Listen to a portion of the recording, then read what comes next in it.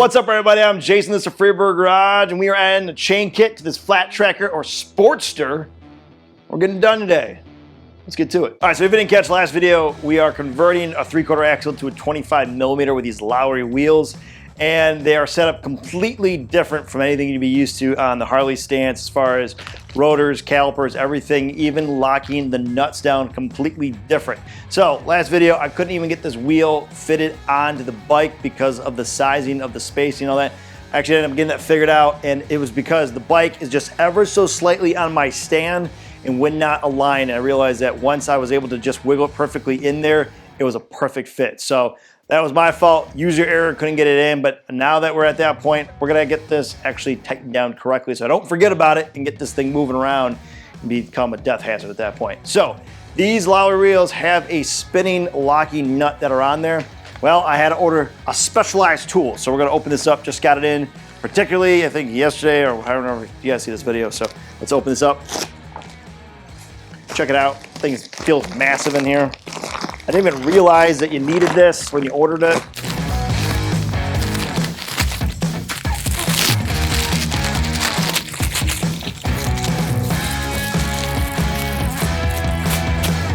There it is, the specialized locking tool wrench to use on that nut. Locks all four holes. I'm gonna tighten that down. All right, so I'll show you guys how this locks down, and then we'll get it on the bike and start working on the chain kit. All right, so I have a Willwood brake on top of this Lowry rim, and the way that this works out is that this rotor sits right on top of the nuts, slides right into place. You don't even bolt these down. They literally just slide right into the rotor itself. And then we're gonna put this locking nut, spinning on right now.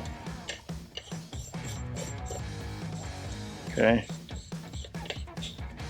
And then we're gonna use our new wrench.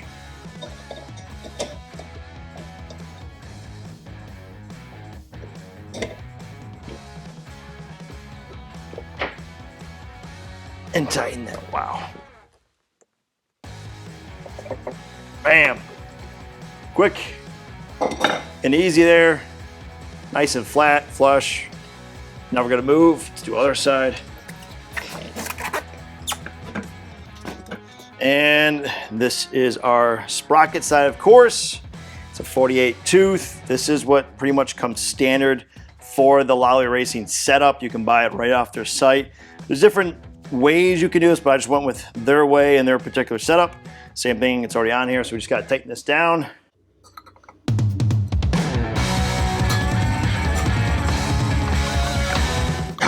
That is good. All right, cool.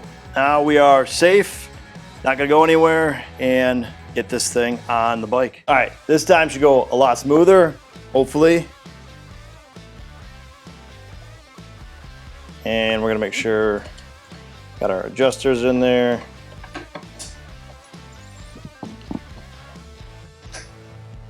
This is all the way back.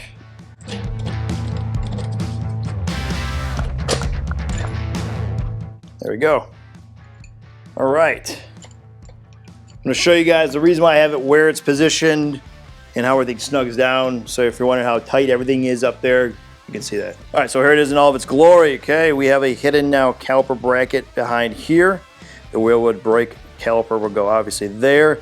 Doesn't need to have any mechanism or additional pieces, which times you see on other setups when your caliper is down below or hanging from there.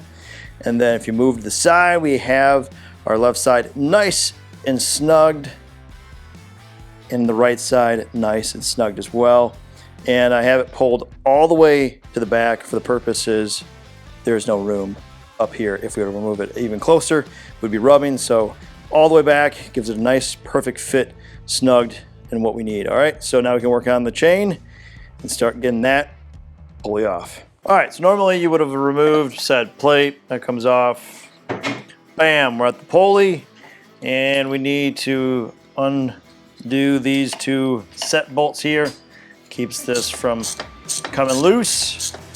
Get these out of here, and that will be the easiest part of the whole chain removal, okay?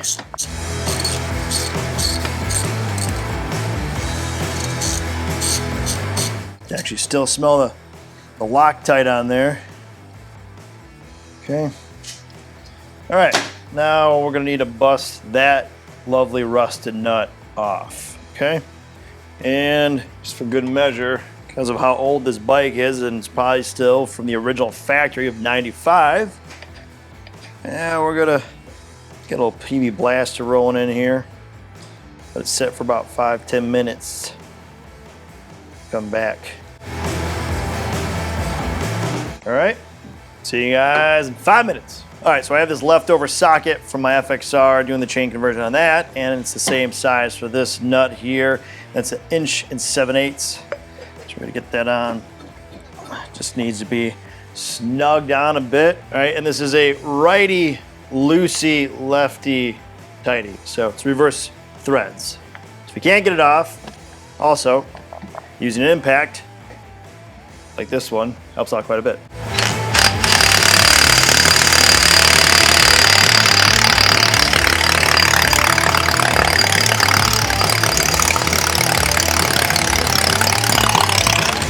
There we go, bam.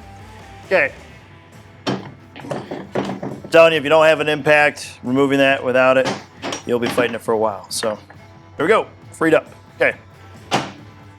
Let's grab, actually, let's check here, spacing. Check our seals as well. And normally, like on my FXR, if you're in here, you might as well do the seal. This one isn't leaking, and it's gonna be such easy access to get to, even if it has a problem after this whole scenario. So we are pretty much good to go on this part. So go grab the new gear, we'll be good to go.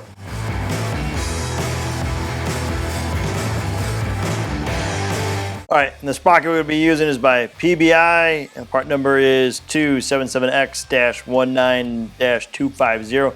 If you're curious, essentially, this sprocket covers everything this company does, at least from 86 all the way up to 06, and then there's individual spacings, and check it if you are interested in going in that way, all right?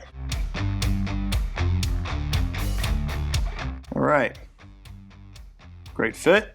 Just gonna get the nut on here, and we'll get some specs, and we should be good to go. All right, and we're gonna use now the 1 7/8 inch socket to be able to torque this down, and it needs to be at 110 to 120 foot-pounds, okay?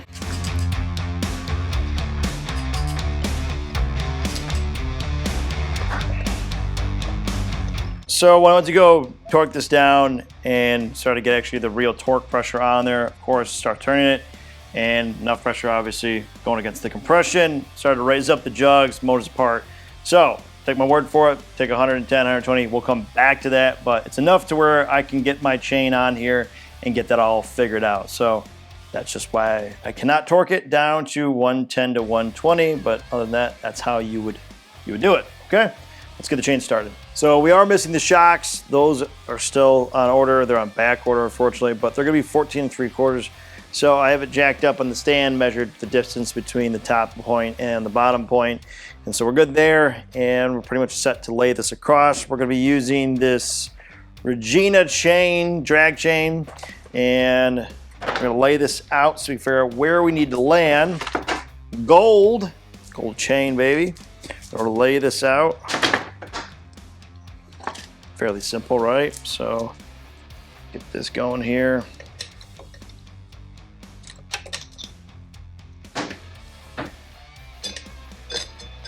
Lay that there. Sure everything looks like it aligns. And now the fun part is getting the point of where we want to cut the chain and get it correctly in length. Everything aligns well, which is awesome, but we got way too much slack going on.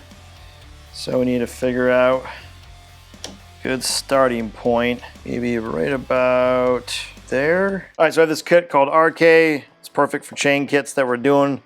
Knocks out the pin and allows us to reinstall everything. So first we're going to push out this pin. Get everything set up here. Lock this in place. There we go. Pin's out. Release this here. All right, so to reconnect our chain, it comes with 2 different links. You can use a rivet style or a master clip style. We're gonna use the master clip just because it's easy to take on and take off, so we can figure out which size we want and make sure we got the right one. This would be the rivet one. Has no indications for the clip. This one does. So we'll slide that in here. And we're gonna get our clip on now. There we go. Okay, let's get on the bike.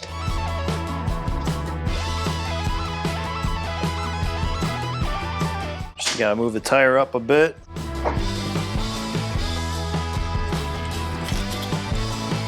There we go. All right. Now we can move this back. Way too tight, so kind of loosen up a bit. I'm doing this kind of quick. We really wanted just a 1/2 inch of movement up and down. It's about right there. I'll do some finer tweaking, but pretty happy with it. I think that's a good spot, and that should be set now. They do make a tensioner out there for aftermarket, obviously not factory from Harley or anywhere like that, but there's a tensioner I've seen. I may be adding that just to make everything safe, or I may not. We'll see how this goes, but there we go. There's the start of it. There it is. Chain kit is installed. Stoked on how it came out. That gold against the black looks sweet, but I'm still trying to figure out how far back or how much forward I want to go for that rear wheel. I don't think it's going to matter too much on as far as how it's going to feel on the track, but as far as the bike goes, I need to make sure I don't run into the frame and just try to get the final stuff like that. Small stuff that bothers me that I want to know for sure, but it'll only be a matter of time with riding. Well, I'll probably have to adjust it. But once the shocks come in, I'll have that final tweak on this. And of course, motor parts are very slow to come in. It's slower than I expected, which sucks. So as they come in, we're getting it on the tracker build. So they're all on order, just waiting for them to roll in. All right. So for now, that about wraps for me in this one, guys. I would greatly appreciate if you could hit the subscribe button, tap that like, press the notification, leave a comment below and tell me what you think. And for those that have already subscribed, thank you. As always, stay free. Catch you guys later. Peace.